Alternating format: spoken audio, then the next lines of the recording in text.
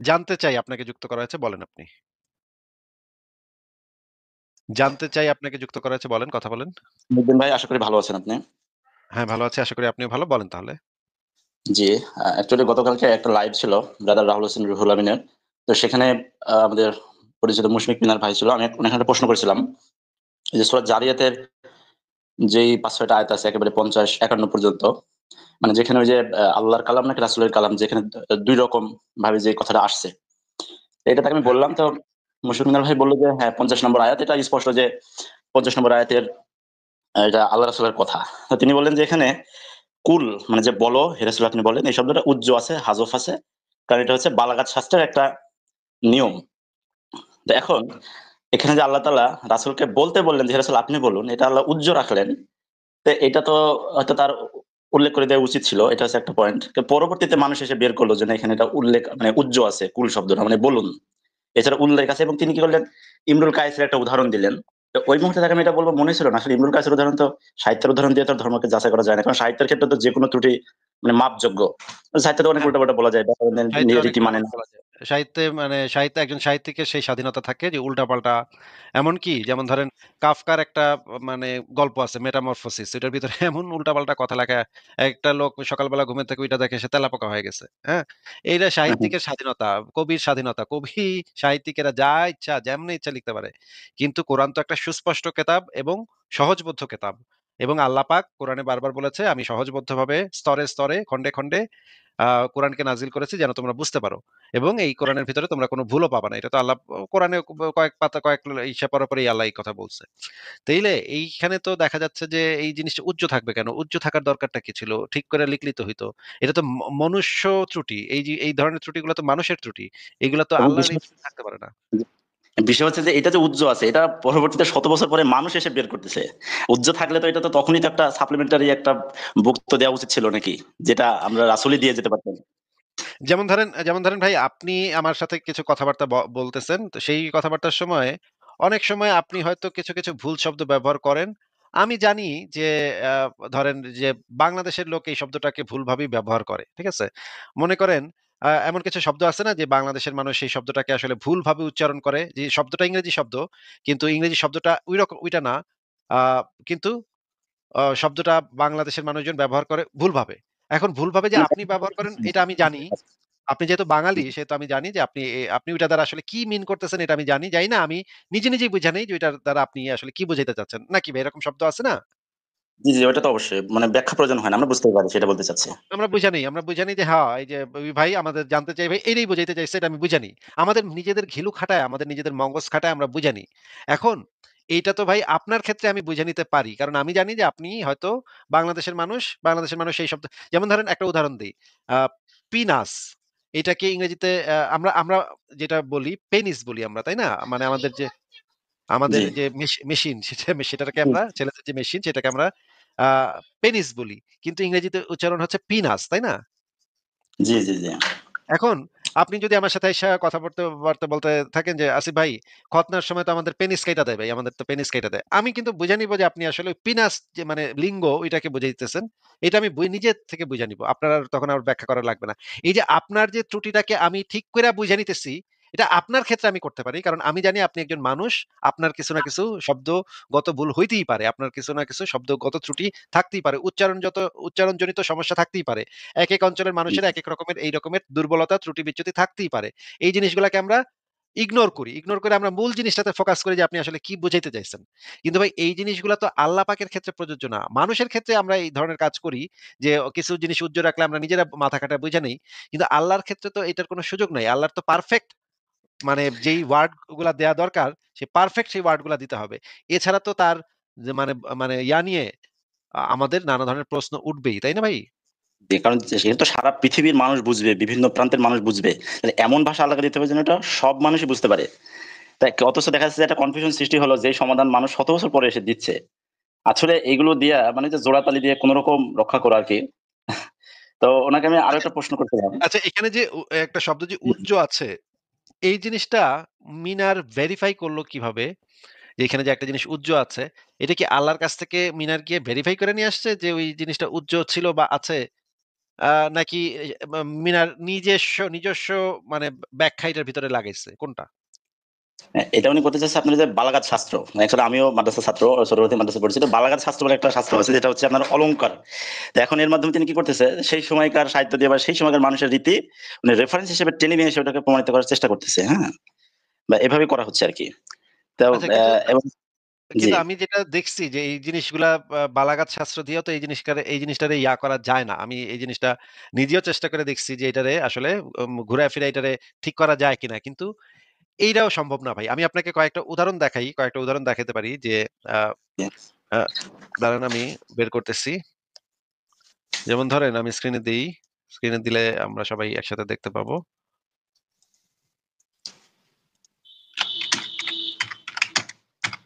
এখানে দেখেন যে জিনিসটা আছে আ দেখেন এই যে সূরা নিসার ১ নাম্বার আয়াত। এই ১ নাম্বার আয়াতে যে জিনিসটা বলা আছে, "হে মানব সমাজ, তোমরা তোমাদের পালনকর্তাকে ভয় করো।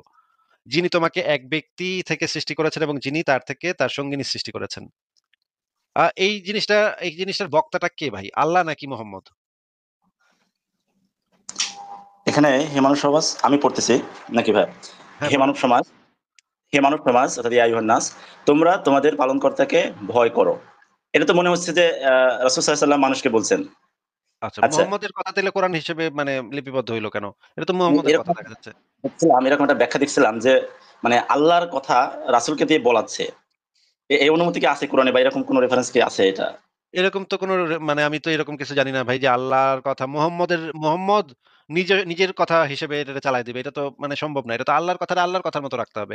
এই মানে জিনিসটা এখন সঠিক হইতো আমি এভাবে, এটা যদি আল্লাহ যদি এটা বলতো, কোরআনে যদি এটা লেখা থাকতো, "হে মানব সমাজ তোমরা তোমাদের পালনকর্তা অর্থাৎ আমাকে ভয় করো। আমি তোমাদেরকে এক ব্যক্তি থেকে সৃষ্টি করেছি এবং আমি তার থেকে তার সঙ্গিনী সৃষ্টি করেছি।" এইভাবে যদি বলতো, তাইলে এটা পারফেক্ট হইতো নাকি ভাই? এটা নিয়ে তো আর কোনো প্রশ্ন কেউ তুলতে পারত না নাকি? জি। কিন্তু এখানে কিছু আ তাফসীরকার মানে এভাবে বোঝাতে চায় যে মানে রাসূল সাল্লাল্লাহু আলাইহি ওয়াসাল্লাম রিসাইট করতেছে আল্লাহর এটাকে। হ্যাঁ? রাসূল সাল্লাল্লাহু আলাইহি ওয়াসাল্লাম পড়ে শোনাচ্ছে মানুষকে। মানে আল্লাহ তাআলাই কিন্তু আসলে এটা তো রাসূলের ভাষা হয়ে যাচ্ছে, না? তাইলে তো মুহাম্মদের ভাষা হয়ে যাচ্ছে। তাইলে তো আবার যখন মানে কোরআন হিসেবে লিপিবদ্ধ করা হবে, তখন তো আবার আল্লাহর কথা হিসেবে লিপিবদ্ধ করা উচিত ছিল। যে মনে করেন ওসমানের সময় যখন আবার কোরআনটাকে লিপিবদ্ধ করা হয়েছে, তারা তো মুহাম্মদের থেকে নিশ্চয়ই এটা শুনছে। তখন তো আবার ওই যে ব্যাকে যাইতে হবে তো। আল্লাহ যেভাবে বলছে ঠিক সেইভাবে তো লিপিবদ্ধ করাটা তাদের উচিত ছিল নাকি ভাই? জানতে চাই ভাই, আপনার কথা শোনা যাচ্ছে হ্যাঁ, না। এটা ঠিক আছে। কিন্তু এটা আরেক আপনার কথা শোনা যাচ্ছে না। আবারও আটকে গেছে কথা। আবার একটু বলেন। হ্যাঁ, আচ্ছা, বলেন। এখন কি শুনতে পাচ্ছেন? না ভা একটা ফোন আসছিল কেটে, কেটে অ্যাকচুয়ালি আমার নাম। আপনার আমি আমি ১০ জন আচ্ছা, আচ্ছা ঠিক আছে। আ আমি পরের হ্যালো, আমার একটা পরের ফোন আসছিল ভাই, হ্যাঁ? এইজন্য হয়তো একটু লাইন ডিস্টার্ব হচ্ছে। আচ্ছা, আচ্ছা। ঠিক আছে। আমি এই যে পরের যে আয়াতগুলা, সেই পরের আয়াতগুলা এই যে সূরা এখন কি শুনতে যারিয়াতের যে পাচ্ছেন? আমি এখন শুনতে আমাকে এখন পাচ্ছি ভাই। এখন শোনা যাচ্ছে। হ্যাঁ। হ্যালো। এখানে আমাদের কন্ডিশন একটু ক্লিয়ার করেন। সেটা হচ্ছে যে মানে আমি এভাবে বলতে পারি। আমি জানতে চাই আমার নাম আ হ্যালো? Oh sorry. হ্যাঁ, হ্যালো? শোনা যাচ্ছে? শোনা বলেন, যাচ্ছে আবার কি বলেন। আমাকে? হ্যাঁ, শোনা যাচ্ছে বলেন। জি, আমি আপনাকে একটা উদাহরণ দিয়ে বোঝাই। যেমন মনে করেন যে আমি জানতে চাই মানে আল্লাহর পজিশনে, হ্যাঁ? সো আমি ১০ জন মানুষকে বলতেছি, আমার কথা বলতেছি যে, "হে বন্ধুরা, তোমরা মানব সমাজে এই কি বলে? জানতে চাই। তোমরা জানতে চাইকে সম্মান করো। তোমরা জানতে চাইয়ের কথা মেনে চলো।" তা আমি কি এইভাবে আমাকে সমাধান করে এটা বলতে পারি, এরকম ভাষাটা হতে পারে কিনা? মানে আল্লাহই সাহিত্যিকভাবে জিনিসটা বলাচ্ছেন, হ্যাঁ? হুম। যে তোমরা আল্লাহকে ভয় করো। এখন আপনি আমাকে এভাবে এই আল্লাহই কথাটা বলেন। বলতেছেন। আপনি আমাকে এই আয়াতটা নাজিল করেন আমার উপরে। করেন তো ভাই। আপনি যে আয়াতটা দিলেন, আপনি আপনি আয়াতটা আমার উপরে নাজিল করেন। মনে করেন আমি মুহাম্মদ, আপনি আল্লাহ, আমি মুহাম্মদ। আপনি আপনার ওই আয়াতটা আমার উপরে নাজিল করেন ভাই। বলেন। আচ্ছা ওই আয়াতটা ছিল যে, "হে মানব সমাজ তোমরা আল্লাহকে ভয় করো।" তাই তো? না, আচ্ছা। আপনার আয়াতটা। আপনি যে জানতে চাইকে কি যেন বললেন, সেই আয়াতটা আমার মানে জিবরাইলের মাধ্যমে আমার উপরে নাজিল করেন ভাই। আচ্ছা। আমি একটা গুরুত্বপূর্ণ আদেশ দিচ্ছি। হ্যাঁ, সেটা আ মনে করেন কোন একটা আদেশ সাপোজ যেটা হ্যাঁ, মানুষের বলেন। সমস্যার সমাধান করে। ঠিক আছে? হ্যাঁ, বলেন, তো এখন বলেন। সেটা আমি আপনাকে মনে করেন আপনি আমার প্রফেট। সো আমি হচ্ছে সর্বোচ্চ কথা। এবার আপনি মানুষজনকে জানাই দিবেন আমার কথাটা। হ্যাঁ, হ্যাঁ, জানাই দেব। আপনি জিবরাইলের মাধ্যমে আমার কাছে পাঠাইবেন, হ্যাঁ? হ্যাঁ, জিবরাইলকে বলেন এটাকে যে কি বলবেন জিবরাইলকে? আচ্ছা ওই নিসার আয়াতটা বের করেন তাহলে ওটা দেখে বলতে আমার সুবিধা হবে, হ্যাঁ? আচ্ছা ঠিক আছে। অথবা আমি তাহলে নিসার আয়াতটা বের করি। হ্যাঁ, এই যে এই আয়াতটাই আপনি করেন দেখি। আচ্ছা যে হে মানব সমাজ তোমরা তোমাদের পালনকর্তাকে ভয় করো। আচ্ছা আমি এটা আপনার উপরে নাযিল করব। কিন্তু হুম, কথাটা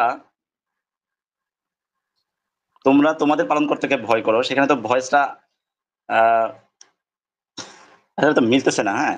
এখানে তো একটা সেকেন্ড পারসন চলে আসতেছেই। মানে সেকেন্ড তাইলে পারসনের দেখেন সাহায্য ছাড়া তাইলে দেখেন এই যে দেখেন ডান দিকেরটা দেখেন, ডান দিকে যদি আপনি যদি এইভাবে বলেন, বক্তা যদি আল্লাহ হইতো তাহলে এইভাবে বলেন আপনি আমাকে।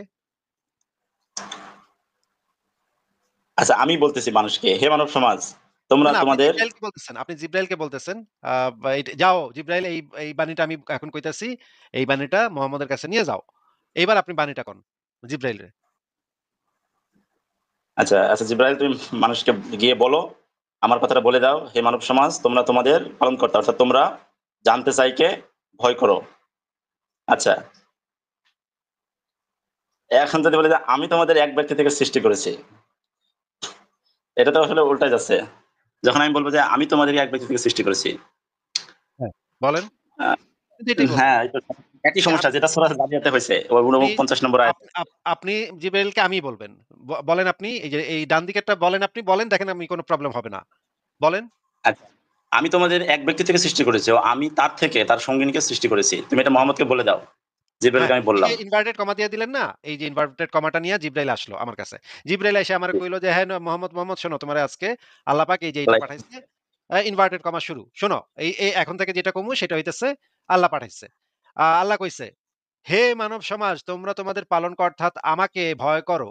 আমি তোমাদেরকে এক ব্যক্তি থেকে সৃষ্টি করেছি ও আমি তার থেকে তার সঙ্গিনীকে সৃষ্টি করেছি।" ইনভার্টেড কমা শেষ। বক্তব্য শেষ। মোহাম্মদ তুমি কি শুনছো?" আমি হইতেছি এখানে মোহাম্মদ। আমি কইলাম, শুনছি। আচ্ছা ঠিক আছে। কি কইলা তুমি জিব্রাইল? আচ্ছা। আল্লাহ কইছে যে, "হে মানব সমাজ, তোমরা তোমাদের পালনকর্তা অর্থাৎ আমাকে ভয় করো। আমি তোমাদেরকে এক ব্যক্তি থেকে সৃষ্টি করেছি এবং আমি তার থেকে তার সঙ্গিনীকে সৃষ্টি করেছি।" ওয়াও! চমৎকার। জিব্রাইল, আমি আয়াতটা বুঝা পাইছি। আমি এখন কি আমার যে চেলা-চামুন্ডা আছে ওগুলা সাহাবী ওগুলারে আমি ডাইকা কইতেছি যে আল্লাহ পাক এই আয়াতটা নাযিল করছে। এই চেলা-চামুন্ডা, ওই সাহাবীরা, ওই ওমর, ওই আলী, ওই আব্বাস, ইবনে আব্বাস, ওই আবু বকর, সবাই এদিকে হও। আল্লাহ মাত্র আমার একটা আয়াত পাঠাইলো। বুঝছো? শুনো, ভালো করে শুনো, মুখস্থ করো। এইটা মুখস্থ করবা। আল্লাহ কইছে যে, আ আল্লাহ কইছে যে, আমি যদি যে যুক্ত করি, এখানে মাঝখানে যদি যে যুক্ত করি, তাইলে আপনি তো নিশ্চয়ই গ্রামারের এই নিয়ম কানুনগুলা জানেন। জানতে চাই ভাই। আমি এখন যে হ্যাঁ, যুক্ত করতেছি। এখন আর কমা দিয়ে ইনভার্টেড কমা আমি দিব না। ঠিক আছে? আমি হ্যাঁ, এখন যে যুক্ত করতেছি। আল্লাহ কইছে যে, হে মানব সমাজ, তোমরা তোমাদের পালনকর্তাকে ভয় করো। তিনি তোমাদেরকে এক ব্যক্তি থেকে সৃষ্টি করেছেন এবং তিনি তার থেকে তার সঙ্গিনীকে সৃষ্টি করেছেন। এই যে শুনছো? শুনছো সাহাবীরা? সাহাবীরা কইল, "হ, হ, হুজুর শুনছি।" আচ্ছা লেখো এটা। আল্লাহ যেটা পাঠাইছে সেটা লেখো। এই যে সাহাবী যখন লিখবে, সাহাবী লেখার সময় আবার ওই যেটা বাদ দিয়ে দিবে। যেটা বাদ দিয়ে ইনভার্টেড কমা চলে আসবে তখন আবার। তখন সাহাবী লিখবে হুম, হুম। যে আল্লাহ এইমাত্র একটা আয়াত নাযিল করলো সূরা নিসার ১ নম্বর আয়াত। ওখানে আল্লাহ কইছে, "হে মানব সমাজ, তোমরা তোমাদের পালনকর্তা অর্থাৎ আমাকে ভয় করো। আমি তোমাদেরকে এক ব্যক্তি থেকে সৃষ্টি করেছি ও আমি তার থেকে তার সঙ্গিনীকে সৃষ্টি করেছি।" সাহাবীর এই কথাটা লিখতে হবে ভাই। এই কথাটা এক্সাক্টলি এই কথাটা লিখতে হবে সাহাবীর। যদিও মোহাম্মদ তাদেরকে কইছে একটা যে যুক্ত করে কইছে যে, "হে মানব সমাজ, তোমরা তোমাদের পালনকর্তাকে ভয় করো।"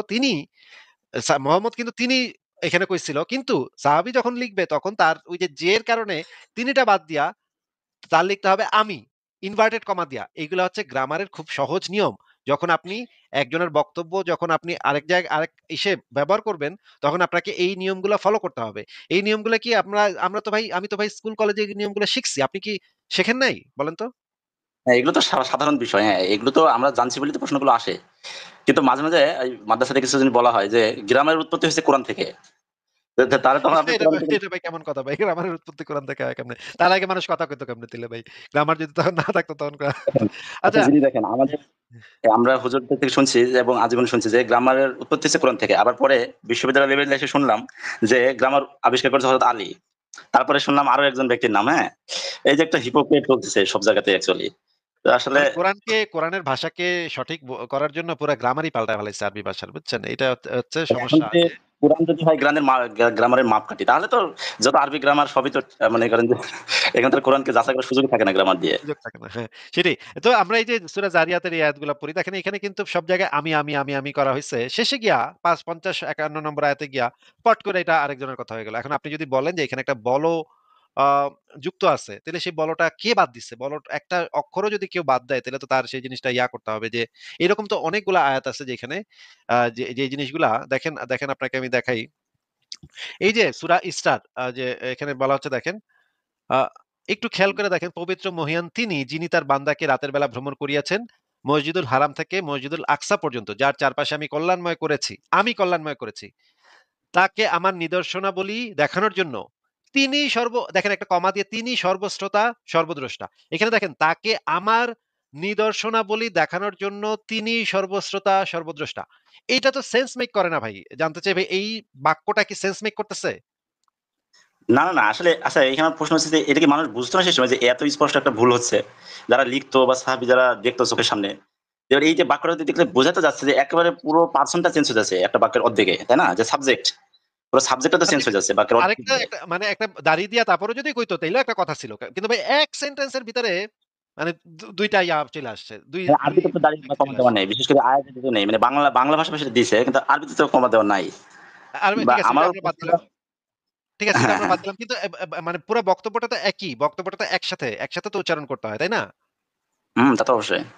আচ্ছা, আমরা এই যে তো দেখি, দেখেন এই যে দেখেন, এই যে সূরা ইসরার, এই যে দেখেন, সে সত্তা যিনি তার বান্দাকে, যিনি তার বলা হয়েছে, অর্থাৎ এই বক্তব্য আল্লাহর নয়। আমি বরকত দিয়েছি, এই বক্তব্যটি হচ্ছে আল্লাহর। আমি তাকে সে সত্তা যিনি তার বান্দাকে, এই কথাটা কিন্তু আল্লাহর না। আবার এই যে আমি বরকত দিয়েছি, এই বক্তব্যটা কিন্তু আল্লাহর। আমি তাকে আমার কিছু, এই বক্তব্যটা আল্লাহর, নিদর্শন দেখাতে পারি, এইটাও আল্লাহর। পরে আবার এইটা আবার আরেকজনের। এটা আবার তিনি সর্বশ্রোতা, সর্বদ্রষ্টা। এটা আবার আরেকজন ব্যক্তি। তাই না? ওই যে সেই একই ফর্মুলা যেটা বালাগাত থেকে আসে যে বলুন যুক্ত করুন তাহলে কি মিলছে? যে বলুন, তাইলে বলুন বলুন এখানে লিখতে হবে তো। লিখতে হবে তো। উজ্জ। বলুনটা কোথায় গেল? এটা হলো উজ্জ, হ্যাঁ? মানে এটা উজ্জ কিন্তু এটা কোন আয়াতের অন্তর্ভুক্ত না এই শব্দটা। তার মানে তাইলে তো তার মানে আসলে তো কোরআনের কিছু আয়াত নিশ্চয়ই মানে এমন কিছু হইছে যেটার কারণে কোরআনের কিছু আয়াত বাদ হয়ে গেছে। কিছু শব্দ মিসিং। ওই মিসিং শব্দগুলা আচ্ছা। কোথায়? তা আসলে আচ্ছা, তো বালাগাত তো আল্লাহর পক্ষ থেকে দেওয়া উচিত ছিল না ভাই নাকি? যে আল্লাহ যে বলল যে কোরআন দিলাম, এবার নাও কোরআনের সাপ্লিমেন্টারি বালাগাতও তোমাদের দিয়ে দিলাম।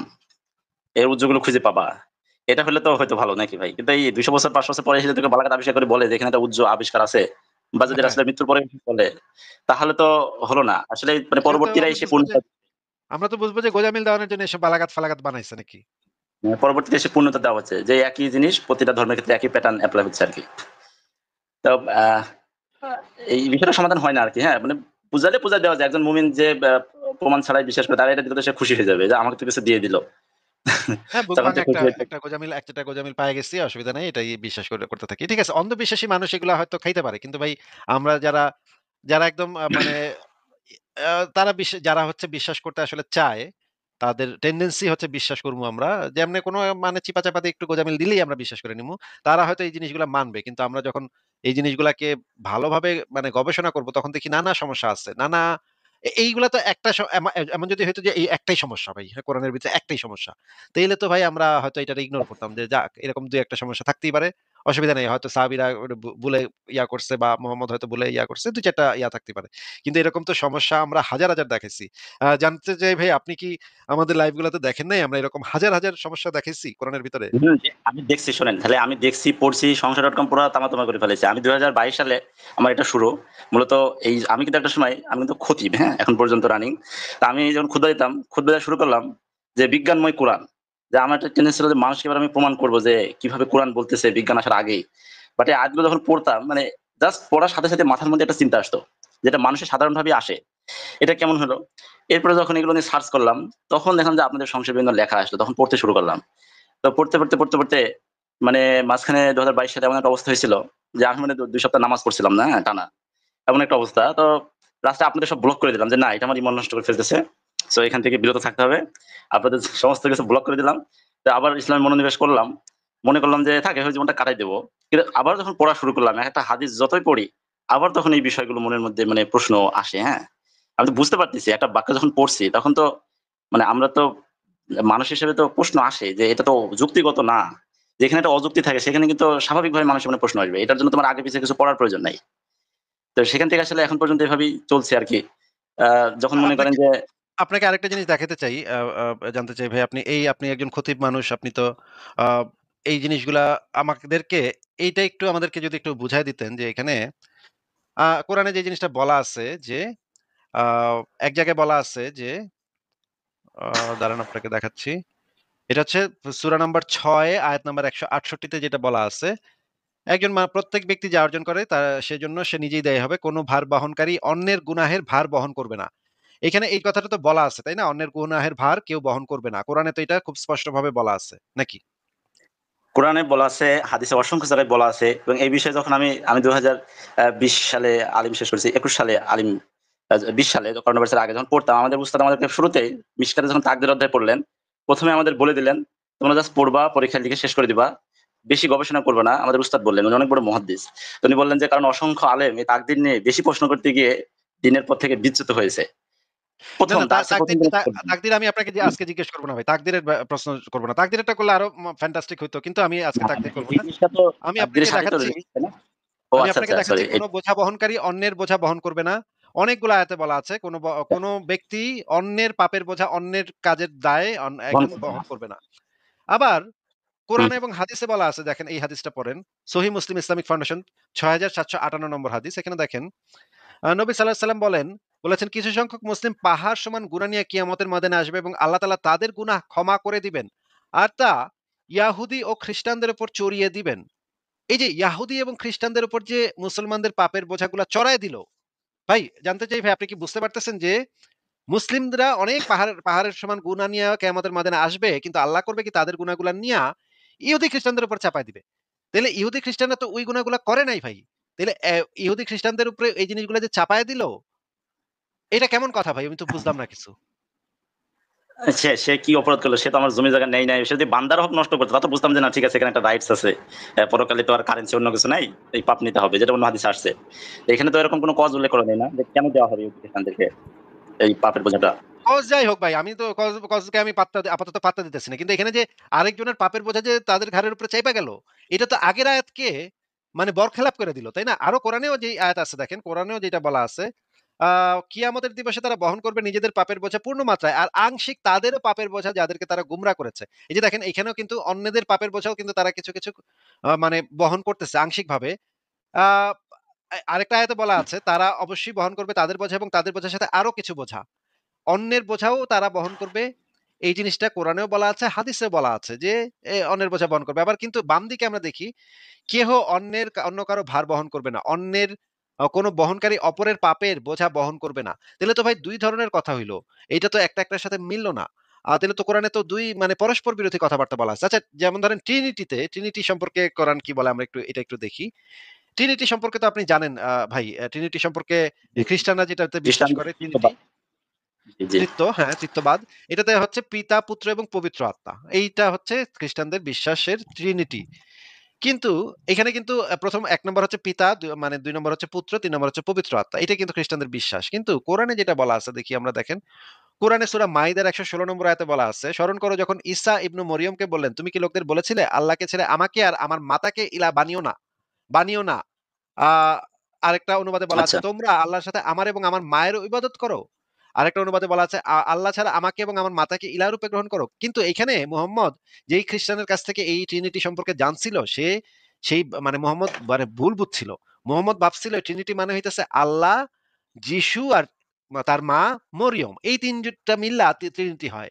এই ভুলটা বুইঝা মুহাম্মদ কোরআনের ভিতরে আয়াত ডাউনলোড করে ফেলাইছে যে আল্লাহ, মরিয়ম আর মানে যিশু এই ৩ টা হইতেছে খ্রিস্টানদের ট্রিনিটি। আসলে কিন্তু এইটা কিন্তু ট্রিনিটি না। কোন খ্রিস্টান কখনো যিশুর মাকে ওই ট্রিনিটির অংশ হিসেবে উপাসনা করে না। এটা তো সম্ভবই না। এটা কিভাবে সম্ভব? যিশুর মাকে মানে তারা ট্রিনিটির অংশ হিসেবে পবিত্র আত্মা হিসেবে মানে পূজা করবে। এটা তো সম্ভবই না। ইলাহ রূপে কিভাবে গ্রহণ করবে? জানতে চাই ভাই আপনি কি আচ্ছা। বুঝতে পারতেছেন আমার কথা? এই বিষয়টা হচ্ছে যে আমিও তো এটাই জানতাম এবং আমি তো এতদিন মানুষকে এটাই বলছি যে ট্রিনিটি বলতে এটাই বোঝায় যে আল্লাহ একটা সত্তা আর মানে মারিয়াম হচ্ছে আল্লাহর স্ত্রী আর ঈসা হচ্ছে আল্লাহর সন্তান, যেটা খ্রিস্টানরা বিশ্বাস করে। আমি তো এটাই জানতাম না, আজকে না পর্যন্ত। ভাই এটা কোরআনে আছে। এটা তো ভুল কথা। ভুল কথা আছে কোরআনে। এইটা তো কোরআনে ভুল কথা আছে। মানে এই খ্রিস্টানরা যেটাতে বিশ্বাস করে সেটা হইতেছে পিতা, পুত্র এবং পবিত্র আত্মা। এই যে মানে হলি ঘোস্ট। সন্তান না, এইটা তো আল্লাহর সন্তান না এটা তো হচ্ছে। মরিয়ম না। এই পবিত্র আত্মাটা তো মরিয়ম না তো। এই পবিত্র আচ্ছা, আত্মার আচ্ছা। মাধ্যমে মানে মরিয়ম গর্ভবতী হয়েছিল। খ্রিস্টানরা ঈসা আলাইহিস সালামকে মরিয়মের মা মনে করে না। না? এটা মরিয়মের মা বলছেন? সরি না, না। আমার ভাষাটা ভুল হইছে। মানে মরিয়মকে ঈসার মা মনে করে না খ্রিস্টানরা, তাই তো? মরিয়মকে ঈসার মা মনে করে। কিন্তু মরিয়মকে এই ট্রিনিটির অংশ মনে করে না। আচ্ছা, আচ্ছা, আচ্ছা। এই হুম, হুম, বুঝতে ৩ পারছি। জন ৩ টা যে ঈশ্বর, মানে ঈশ্বরের যে ৩ টা ভাগ, পিতা, পুত্র এবং পবিত্র আত্মা। খ্রিস্টানরা বিশ্বাস করে পিতা, পুত্র, পবিত্র আত্মায়। কিন্তু আচ্ছা, কোরআনের যে মোহাম্মদ সে ভাবছিল যে এই ট্রিনিটি মানে হইতেছে পিতা, পুত্র এবং মা, এই ৩ জন মিলা ট্রিনিটি। এই কারণে কোরআনের ভিতরে আয়াত ডাউনলোড করে ফেলাইছে মোহাম্মদে, যে এই যে তোমরা কেন মরিয়ম, যিশু এবং ঈশ্বরকে ইলাহ বানাইছো? এই যে দেখেন এখানে বলা আছে, তোমরা আল্লাহ ছাড়া আমাকে এবং আমার মাতাকে ইলাহ রূপে গ্রহণ করো। কেন করেছো? এই যে এই জিনিসটা অভিযোগ সুরে বলতেছে। তার মানে মুহাম্মদের ধারণা ছিল এই ট্রিনিটি মানে হইতেছে আল্লাহ, যিশু আর যিশুর মা, এই ৩ জন। কিন্তু বুঝতে এইটাতে পারছি। তো হ্যাঁ, খ্রিস্টানরা বিশ্বাস করে বাস্তবতা না। আলাদা। বাস্তবতা তো হ্যাঁ। আলাদা। খ্রিস্টানরা তো বিশ্বাস করে পবিত্র আত্মায়, হোলি ঘোস্টে। ফারাজ ভাই আমাদের সাথে চলে আসেন। ফারাজ ভাই, আপনি কি এই জিনিসটা, আমি বোধহয় একটু পেঁচায় বলতেছি, উনি কি বুঝতে পারতেছে কিনা? আপনি কি একটু সহজ আমি করে বুঝতে এক্সপ্লেইন পারছি, করে হ্যাঁ, বলবেন? আমি ক্লিয়ার, হ্যাঁ। আমি বুঝতে পারছি। জি, বুঝতে মানে বুঝতে পারছি আসিফ ভাই। তিনি ওই সময় খ্রিস্টানদের বিশ্বাস নিয়ে সতর্ক করার জন্য ১ম তাদের বিশ্বাসটা তুলে ধরলেন। বাট তিনি আসলটা না দিলে অন্যরকম তুলে ধরলেন। এটা হচ্ছে বিষয়।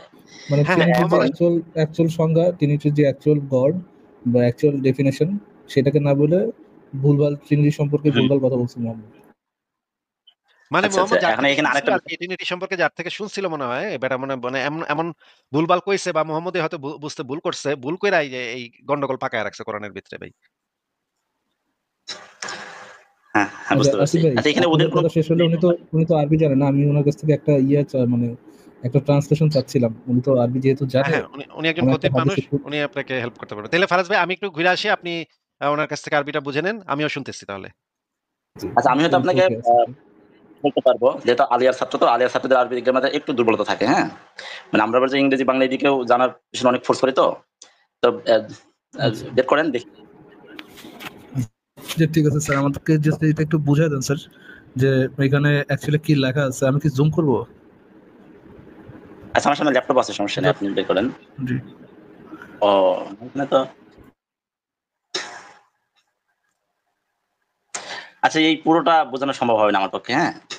বিশেষ করে কোরআনের আয়াতগুলো আচ্ছা, হইলে বোঝা, বিশেষ করে এই যে এটা হাদিস, তাই না? হাদিস এরকম এগুলো মানে পূর্ব প্রস্তুতি ছাড়া বলা যায় না, হ্যাঁ? এগুলো প্র্যাকটিস করে আসতে হয় আরকি।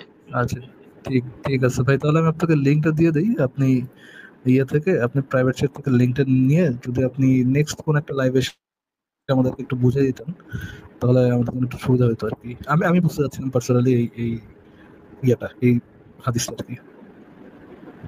মুসনাদে আচ্ছা, আহমদের আচ্ছা। হাদিস, আপনাকে লিঙ্ক দিয়ে দিয়েছি প্রাইভেট চ্যাটে, ওটা একটু দেখে নিন। আচ্ছা, ঠিক আছে, আমি এটা দেখে নেব। আচ্ছা ফারাজ ভাই, আরেকটা আপনাকে ওই প্রশ্ন বলতে, আমি তো আসিফ ভাইকে যেটা শুরুতে বললাম, গতদিন একটা লাইভে ছিলাম ব্রাদার রাহুল হোসেন রুহুল আমিনের। তো সেখানে কিছু প্রশ্ন করছিলাম। তার কাছে উত্তর দিলাম, আমি খুব একটা প্রতিবাদ করি নাই। কারণ আমি জানি যে তারা উত্তর কি দিবে, আমি আগে থেকে জানতাম আরকি। জাস্ট তারা তাও সেখানে কি দেয় শোনার জন্য। সেখানে একটা প্রশ্ন ছিল আমার, যে এই যে মানুষ কিন্তু জন্মগতভাবে যেখানে জন্মগ্রহণ করে, যে পরিবেশ পায়, সেই পরিবেশ কিন্তু ধারণ করে ভিতরে। এটা কিন্তু মানুষের একটা সাধারণ প্রসেস না? যে কেউ যদি হিন্দু ধর্ম জি, গ্রহণ করে পরিবারে, ছোটবেলা জি থেকে, জি জি জি। এবং এটা তো মনে হয় সাইকোলজিক্যালি ভাবে তো মানে জিনিসটা প্রুভড, আমার যত ধারণা। কারণ আমরা তো দেখতে পাই, আমি এগুলো খুব ভাবি। আমি তো বিভিন্ন জায়গায় যখন যাই, শুধু মুসলমান বেশ দূরের কথা, মুসলমানদের ভিতরে কেউ যদি হানাফি পরিবারে জন্মায়, সে কিন্তু হানাফি হয়। অথচ একই এলাকায় মানে বাপ যেটা করছে, মা যেটা করছে, ওটাকেই সে নিজের ভিতরে ধারণ করে, কোনো প্রমাণ ছাড়াই। একইভাবে তো সকলের ক্ষেত্রে এটা হচ্ছে। তো এখানে এই যে বিষয়, যেটা একজনকে আল্লাহ তাআলা অনুকূলও দিলেন ধর্ম গ্রহণ করা, আরেকজনকে প্রতিকূলও দিলেন। তাহলে যাকে তিনি প্রতিকূলে দিলেন, আবার তাকে শাস্তি দিলেন যে তুমি কেন আমাকে মানো নাই। পক্ষান্তরে আরেকজনকে অনুকূলে দিলেন, ইসলামের অনুকূলে। সে কোনোদিন ইসলাম সম্পর্কে জানেই নাই, কালিমাও পড়তে পারে না। কিন্তু ওই হুজুরের মুখে শুনে টুনে পড়ছে। এজন্য হয়তো জান্নাত পেয়ে গেল। তাহলে যেই ব্যক্তিকে প্রতিকূলে দিলেন, তার উপরে কি জুলুম করা হলো না? মানে এই প্রশ্নটা সেখানে আমি করছিলাম আরকি। তো উনি যেরকম উত্তর দিলেন সেটা আমি জানি না সে কি উত্তর দিচ্ছে, বাট আই থিংক তার থেকে বেটার উত্তর আমি আমি দিতে বলতে পারবো। চাচ্ছি। হ্যাঁ, আপনারটা আমি শুনবো, হ্যাঁ? যে আপনার সাথে আমি যেটা শুনতে চাচ্ছি সেটা হচ্ছে যে এটা সাইকোলজিক্যালি প্রুভড কিনা, যে মানুষ জন্মগতভাবে যেই পরিবেশে জন্মায়, সেটা মানুষের মস্তিষ্কে প্রভাব ফেলে। বৈজ্ঞানিকভাবে এটা পরীক্ষিত কোনো ইয়ে আছে কিনা, এটা আপনার সাথে জানতে চাবো। তো তিনি আমাকে যেটা বললেন, ওই যে ফিতরাত, জন্মগতভাবে মানুষ আল্লাহর বিষয়টা নিয়েই জন্মায়। আর কেউ যদি ইসলামের কোনো কথা না শোনে, শুধু ইসলাম সম্পর্কে খারাপ কথাই শোনে, তাহলে নাকি আলেমরা বলতেছে, মানে এটা আলেমদের কওল আরকি, কোরআন হাদিসের কথা না। তাহলে হাসরের মধ্যে তাকে আরেকটা পরীক্ষা করবে আল্লাহ। তুমি আল্লাহর কথা শুনবা নাকি কাফিরদের পথে যাবা? সঠিক হলে সে নাকি সেখানেও আল্লাহকে গ্রহণ করার চান্স থাকে। যদিও হাদিসে বলা হয়েছে যে না পৃথিবীর একটা পশমের ঘর এমনকি মাটির ঘর হইলেও সেখানে আল্লাহ দিনের দাওয়াত পৌঁছাবে। তো তার এই কথাটা সেখানে হয়ে গেল আর কি, কন্ট্রাডিক্টরি হয়ে গেল। লাস্টে আমি কিছু না বলে কেটে দিলাম আর কি। আচ্ছা, আপনার সাথে যেটা জানতে চাচ্ছি ওইটা একটু যদি বলতেন। মানুষ যেখানে বড় হয় সেখানে তার বায়াসনেস আছে নাকি? হ্যাঁ, বায়াসনেস তো থাকেই। এটার কি সায়েন্টিফিক এভিডেন্স দিয়ে কিনা? সায়েন্টিফিক এভিডেন্স হয়তো বা আপনি চ্যাট জিপিটি একটু সার্চ করতে পারেন। এটা লিখেছে মানুষ, যে আপনি যেভাবে বলেন আর কি ওইভাবে লিখে সার্চ করে যে মানুষ যে পরিবারে জন্মায় সেই পরিবারের বায়াসনেস নিয়ে কি বড় হয়। যদি বড় হয়ে থাকে, এটা সবপক্ষে কি কোনো সায়েন্টিফিক এভিডেন্স আছে কিনা, কোনো রিসার্চ পেপার আছে কিনা, আপনি চ্যাট জিপিটিতে সার্চ করলে ওটা আর কি পেয়ে যাবেন। আপনি ওটা সম্পর্কে এভিডেন্স পেয়ে যাবেন। অ্যান্ড যেটা আপনাকে বলছে রাহুল যেটা বলছে, তার থেকে বেটার উত্তর হচ্ছে ইসলাম অনুযায়ী ভাই আপনি আল্লাহকে প্রশ্ন করতে পারবেন না। আল্লাহ কোনো কিছুর উপর না, মানে কোনো কিছুর মুখাপেক্ষীও না, কোনো কি বলে এটাকে, আল্লাহকে কেউ কোশ্চেন করতে পারবে না কোনো কিছুর জন্য, দায়ী করতে পারবে না আল্লাহকে কোনো কিছুর জন্য যে তুমি আমাকে এইটা অমুসলিম পরিবারে জন্মগ্রহণ করে না কেন, আমি তো তুমি যেহেতু আমাকে অমুসলিম পরিবারে জন্মগ্রহণ করেছো, আমি আর ইসলামের সত্যতা কখনোই জানতে পারি নাই, ইসলাম সত্য আমার কাছে কখনোই মনে হয় না, এই জন্য তো আমি ইসলাম গ্রহণ করি নাই। এরকম আল্লাহকে কোশ্চেন করা, আল্লাহকে দায়ী করা, এই জিনিসটা তো ভাই মানে অধিকার আল্লাহ তাআলা তার বান্দাদেরকে, তার দাসদেরকে দেয় নাই। ইসলাম অনুযায়ী আপনি সেটা তো করতেই পারবেন না। সো এই যে প্রশ্নটা ইটসেলফ যে আল্লাহকে এখানে দায়বদ্ধ না যে তাকে কেন করলেন, আল্লাহকে এখানে একটা জুলুম করলেন না। না ভাই, আল্লাহ আপনার উপর জুলুম করে নাই, কারণ জুলুমের বিষয়টাই আল্লাহর সাথে না, আল্লাহর সাথে যায় না। ইসলামের থিওলজি অনুযায়ী সে যেইটা ইচ্ছা সেটাই করতে পারে। সে আপনাকে যদি এখন ধ্বংস করে ফেলে সেটাও তার জুলুম, তার পয়েন্ট অফ ভিউ থেকে বা ইসলামিক পয়েন্ট অফ ভিউ থেকে এটা কি হবে না, এটা কোনো ধরনের কোনো জুলুম হবে না। আপনাকে যদি বিনা বিচারে জাহান্নামেও দেয়, আপনি তারপরেও এটা আপনার উপর জুলুম হবে না, কেননা ইসলামে এমন টাইপের কথা আছে যে সঠিক বিচারে, ন্যায্য বিচারে কোনো বান্দাই জীবনে জান্নাতে যেতে পারবে না। তো তো অ্যাকর্ডিং টু ইসলাম সে আল্লাহ আপনার উপর জুলুম করে নাই। আল্লাহ যদি তাকে হিন্দু ধর্ম গ্রহণ করাও, এইটা আল্লাহর দেওয়াই টেস্ট। সে কেমনে পাশ করবে এটা তার উপরে, তাকে পাশ করতে হবে। তারপরে আরো অনেক কথা আছে, যেমন এই যে তার তাকদীর তো আল্লাহ আগে থেকে লিখে রাখছেন, সে জান্নাতে যাবে না জাহান্নামে যাবে, এটাও আগে থেকে আল্লাহ লিখে রাখছেন। এবং সে জান্নাতে যাবে না জাহান্নামে যাবেন, জান্নাতে যাওয়া জাহান্নামে যাওয়ার মতো কাজ তিনি সে নিজেই করায় নাই। তো এত কিছুর পরেও আপনাকে আপনি কোনোভাবে আল্লাহকে দায়ী করতে পারবেন না, কেননা আল্লাহ ইসলামিক পয়েন্ট অফ ভিউ থেকে দায়বদ্ধ না। আপনি শুধুমাত্র আপনার এক পুতুলের মতো, দাসের মতো, আল্লাহ যেমন খুশি তেমন আপনাকে ট্রিট করতে পারে। হাদিসে আপনার এই জিনিসটা পরিষ্কারভাবে জি। হাদিসে এই জিনিসটা পরিষ্কারভাবে বলা আছে ভাই যে আল্লাহ কারো পরোয়া করে না। কোরআনেও বলা আছে, হাদিসে বলা আছে আল্লাহ কারো পরোয়া করে না, এবং আল্লাহ যদি সমস্ত মানুষকে বিনা বিচারে জাহান্নামে পাঠাইতো তাহলেও আল্লাহ পাক জালিম হিসেবে সাব্যস্ত হইতেন না। আমরা একটু হাদিসটা দেখে নেই। দেখেন, মিশকাত শরীফের হাদিস ১১৫ নম্বর হাদিস। এখানে বলা হচ্ছে আহ উবাই ইবনু কাবের নিকট পৌঁছে আমি তাকে বললাম, তাকদীর সম্পর্কে আমার মনে একটি সন্দেহ তৈরি হচ্ছে। তাই আপনি আমাকে কিছু হাদিস শোনান যাতে আল্লাহর মেহেরবানিতে আমার মন থেকে তাকদীর সম্পর্কে সমস্ত সন্দেহ সংশয় দূরীভূত হয়। তিনি বললেন, আল্লাহ তাআলা যদি সমস্ত আকাশবাসী ও দুনিয়াবাসীকে শাস্তি দিতে ইচ্ছা করেন তবে তা দিতে পারেন। এতে আল্লাহ জালিম বলে সাব্যস্ত হবে না। ভাই দেখা যাচ্ছে এই লাইনটা? স্পষ্ট স্পষ্ট দেখা যাচ্ছে। আল্লাহ চাইলেই সবাইরে মানে জাহান্নামে নিয়া অনন্তকাল পোড়াইতে পারত।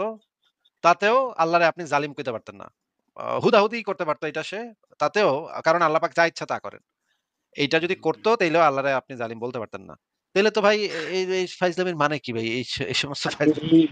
এটার মাধ্যমে কি একজনের তাকদীর সম্পর্কে সংশয় দূর হবে না আরো বাড়বে ভাই? এই কথা যদি বলা হয় কাউকে, কেউ যদি সংশয় দূর করতে আসে, এটা তো মহা ভাই বিপদ। হ্যাঁ, ইসলামে তো এই সুযোগও নাই যে সে এটাতে সংশয় করবে। ইসলামে তো আপনাকে অনলি যে সুযোগ দিচ্ছে, আপনি শুনবেন আর মানবেন, শুনবেন আর মানবেন, নাকে দড়ি বাঁধা উটের মতো। ফর আরেক জায়গায় বলা তুমি বললে আমানতু এক্সাম্পল বিল্লাহি। যে ফর এক্সাম্পল ইসলাম তো নিজেকে বলে আল হক, মানে সত্য, নিজেকে সত্য বলে, রাইট? এবং যারা ইসলাম মানে না, ডাজেন্ট ম্যাটার এটা তার কাছে রিজনেবল মনে হচ্ছে কিনা, doesn't matter Islam itself reasonable কিনা, এইটাও ম্যাটার করে না যে ইসলাম নিজেকে সত্য বলার পরেও, সত্য দাবি করার পরেও সেই সত্যতার সপক্ষে কোনো প্রমাণ দিচ্ছে কিনা। ইসলামের দাবি অনুযায়ী ইসলাম সত্য, এবং আপনি যদি সেই সত্যটা না মানেন, তার দাবিটাকে অন্ধভাবে বিশ্বাস করে না নেন, তার মানে কি আপনি কাফের, ডাজন্ট ম্যাটার আপনি কনভিন্স হলেন কিনা, যুক্তি তথ্য প্রমাণ পাইলেন কিনা, এইগুলা ইসলাম পোষেও না। তো তো আপনি এটা বলতেছেন হ্যাঁ, ও হিন্দু ব্যক্তি শুনছে ইসলাম ধর্ম গ্রহণ করে নাই, তো ও কি জাহান্নামে যাবে? 100% জাহান্নামে যাবে, 100%। না ইসলাম কি তারা কইছে যে লজিক যুক্তি বুদ্ধি মাইনা হচ্ছে গিয়ে তারা ইসলাম ধর্ম গ্রহণ করতে হবে?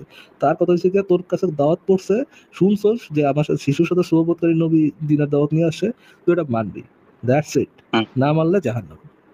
আমরা একটু এই যে আরে, আল্লাহ কারো পরোয়া করে না এই হাদিসটা একটু দেখে নেই। এই হাদিসটা এখানে ইম্পর্টেন্ট। এটা হচ্ছে মিশকাত শরীফে আপনি পাবেন 112 নম্বর হাদিস। এখানে দেখেন নবী সাল্লাল্লাহু আলাইহি ওয়াসাল্লাম বলেন, যে সময় আল্লাহ তাআলা আদমকে সৃষ্টি করলেন তার দিকে কুদরতি হাত মারলেন, তাতে ছোট ছোট পিঁপড়ার মতো সুন্দর ও চকচকে একদল আদম সন্তান বেরিয়ে আসলো। তিনি বাম দিকে হাত মারলেন, এতেও কয়লার মতো কালো। দেখেন বাম দিকে মারছে কয়লার মতো কালো, দেখেন কালো, তারা হইতেছে কালো কালারের, তাদের গায়ের চামড়া কালো। হ্যাঁ, এটা কিন্তু রেসিস্ট, খুবই রেসিস্ট কথা। তারপরে এরপর আল্লাহ তাআলা ডান দিকের আদম সন্তানের দিকে নির্দেশ করে বলেন, এরা জান্নাতি, এতে আমি কারো পরোয়া করি না। আবার তিনি বাম দিকের আদম সন্তানের দিকে নির্দেশ করে বলেন, এরা জাহান্নামী, এ ব্যাপারেও আমার কোনো পরোয়া নেই। মানে আল্লাহ তো ভাই কারো পরোয়া করে না। মানে কে কি কইলো না না কইলো, কে এটা নিয়ে আপত্তি তোলে, এটা তো সম্ভব না আপত্তি তোলা। কোনো কিছু নিয়ে আপত্তি তোলা তো ইসলামে এটা জায়েজই নাই। আল্লাহর সামনে গিয়া বলবে যে আল্লাহ আমি এটা মানতেছি না, মানতে পারলাম না, তুমি এটা কি কেমন বিচার করতেছো? এটা তো আল্লাহ তো কারো পরোয়া করে না ভাই। আবার সেটি মানে এখানে প্রচন্ড থ্রেট, হ্যাঁ, যে মানুষ চিন্তা করে বিশেষ করে যে ভয়টা মেইন, যে এখন যদি একটু রিস্ক নিই, সত্য মানার চেষ্টা করি, তাহলে তো জাহান্নামে চলে যাবো, আর এটা স্থায়ী জাহান্নাম, ফেরার কখনো সুযোগ নেই। মানে এ তো ভয়ঙ্কর একটা চারিদিকে এমন একটা অবস্থা। হ্যাঁ, এই জিনিসগুলো কিন্তু মুমিনদের বেশি আটকায় রাখে। ইভেন মানে আমি ওইটাতে তো আটকায় আছি যে ওটা যে সব ধর্মের ক্ষেত্রে অ্যাপ্লাই করা যাবে, সেটা তো শিবও হতে পারতো, সেটা তো যিশু হতে পারতো।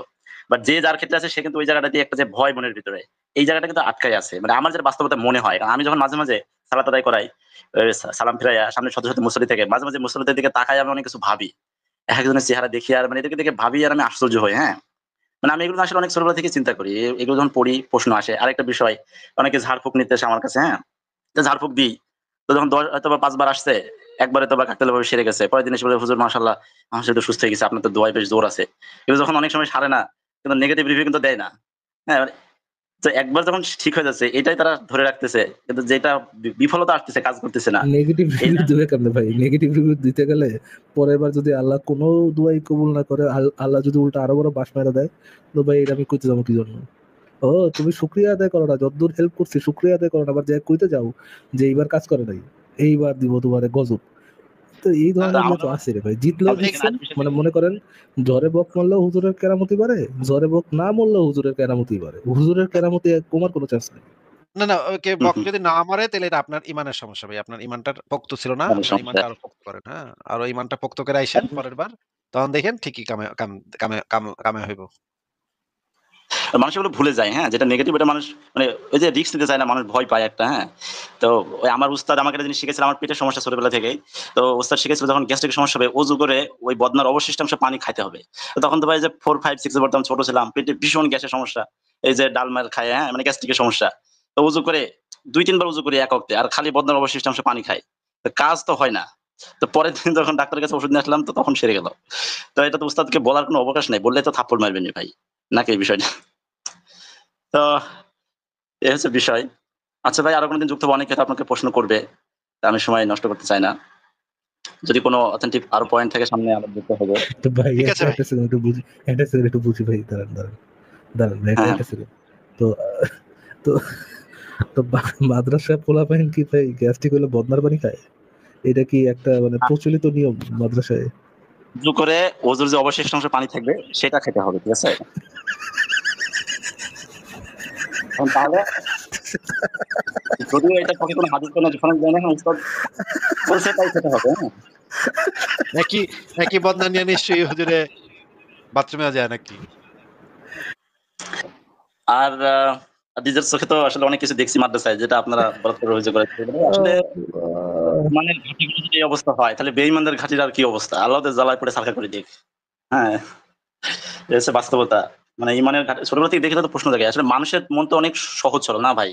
মানুষ যখনই একটা অন্যায় কিছু দেখে বা অন্যরকম কিছু দেখে, মানুষের মনে কিন্তু প্রশ্ন বাধে যে এটা কেন এরকম হচ্ছে? এটা মানুষের, আমি মনে করি, জন্মগত একটা প্রসেস। তো তারপরেও কিছু মানুষের জাগে না আসলে, হয়তো অনেকের জাগে, ভয়ে বলে না। ভাই মানুষের কি হ্যাঁ প্রশ্ন জায়গা না যখন তারা বদনার পানি খাই লিতে বদনার পানি খায় মনে করে যে এবার আমার গ্যাস্ট্রিকের ব্যথা যেহেতু এই পানিতে উঁচু করতে গেছি নিশ্চয়ই এবার আমার গ্যাস্ট্রিকের ব্যথাটা নিশ্চয়ই এবার চলে যাবে। ও ভাই ঠিক কি আছে। আমার অবস্থা। পথ চিকিৎসা, হ্যাঁ। ঠিক আছে, জানতে চাই ভাই আজকে তাহলে আপনাকে বিদায় জানাই আমরা। ভালো থাকেন আপনি। হ্যাঁ, আচ্ছা তবে কিন্তু আমি ভবিষ্যতে আপনাকে কিছু অথেন্টিক আরো প্রস্তুতি নিয়ে প্রশ্ন করবো, আমাকে একটু যুক্ত করবেন যদি কখনো ভবিষ্যতে আসি। হ্যাঁ, অবশ্যই, কিছু অবশ্যই। পয়েন্ট ঠিক নিয়ে। আছে। আচ্ছা জানতে চাই অবশ্যই। আচ্ছা, ভাই আপনি ওই হাদিসটা একটু নিয়ে একটু জাস্ট পারলে একটু ট্রান্সলেশন করে হ্যাঁ, হ্যাঁ, হ্যাঁ। নেক্সট লাইভে একটু যুক্ত হয়। আচ্ছা ঠিক আছে, আমি এখন ঢুকে ওটা আপনাকে জানাবো। আচ্ছা। ঠিক আছে ভাই, ওকে। ভালো থাকেন। ফারাজ ভাই আপনি খেয়াল করছেন কিনা হাদিসে কিন্তু লেখা আছে আল্লাহ হাত মারলেন। এটা কি খেয়াল করছেন কিনা? আল্লাহ the vagina blower and the hand slapper. আচ্ছা, পরের জনকে যুক্ত Allah করি the তাহলে। the Allah what Allah is the greatest masturbator. Allah is the সর্বোত্তম best হাত of master. মারানি। সর্বোত্তম Allah হাত is the মারানি। best of masturbators. ঠিক আছে? মাস্টার মাইন্ড যাকে বলে, তাই না? ঠিক আছে। আমরা তো মাস্টার ডিবেট করতে করতে একদম শেষ করে ফেলাইছে আল্লাহ। মাস্টার মাইন্ড হয়ে যাও সবাই।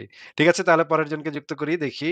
ও আচ্ছা বাই দ্য ওয়ে আসিফ ভাই হ্যাঁ, স্পিকিং অফ মাস্টার ডিবেট আপনার যে মিনার সাথে একটা মাস্টার ডিবেট করার কথা ছিল ওই মাস্টার ডিবেটটা কবে হচ্ছে আসিফ ভাই? সে কি আর হচ্ছে ভাই, সে কি আর এদিকে আসবে? মেয়েরা আপনার মাস্টার বেলতলায়, ডিবেট করার ইচ্ছাটা যে পূরণ হলো। মেয়েরা কি আর বেলতলায় আসবে?